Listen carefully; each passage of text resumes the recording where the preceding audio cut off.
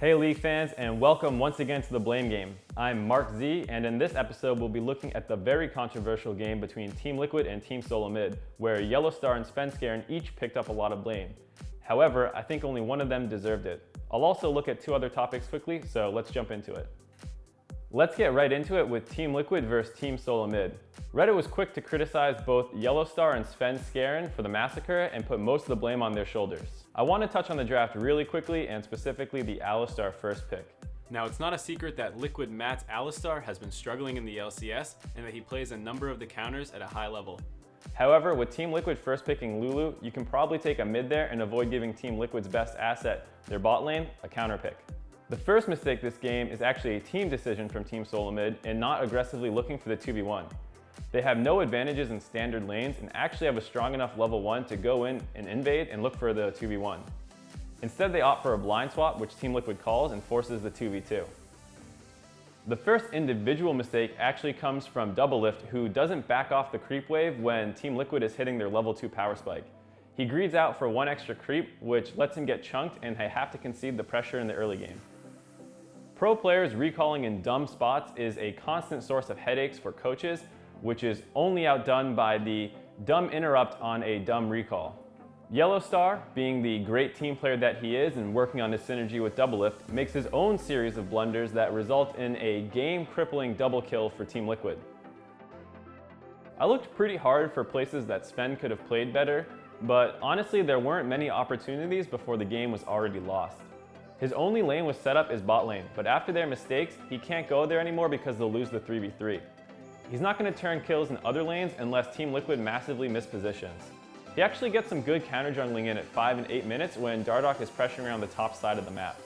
The only mistake I could really find from Sven was being late on the tower dive at 9 minutes, but Doublelift messed up more by shoving the wave too quickly and taking way too much damage from Nautilus before his team could get there. All in all, any criticism to Doublelift and Yellowstar is justified, and any blame to Svenskeren is just flame. The other game I want to talk about this week features what could have been the worst minute sequence in LCS history, with Summoner's Rift securing a quadra kill in the Renegades vs Dignitas game.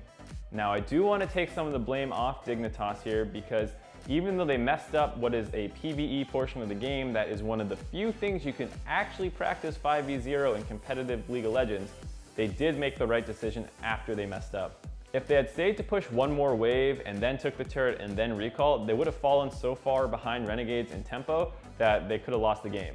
Or, well, they should have before Renegades killed themselves too. If you look at it, dying to the turret is about the same amount of time as finishing it normally and recalling. So it didn't put them behind, it just looked terrible.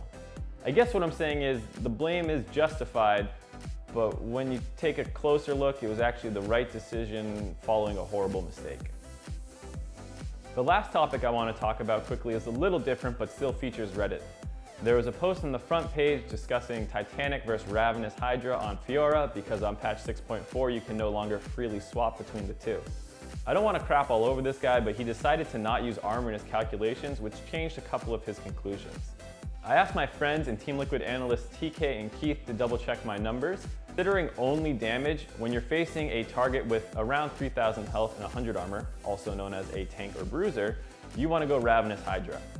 Against a squishy, Titanic Hydra is the best choice. That's all for this week's episode of The Blame Game. Let me know what you guys think of the Slife branching out. Also, if I don't find a tagline soon, I'm probably going to quit and rethink my life decisions. Tune in next week to see if my career collapses.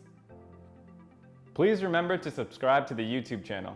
Or don't. I mean, I don't really care. This isn't my channel and that subscription doesn't help me at all, really. So do what you want.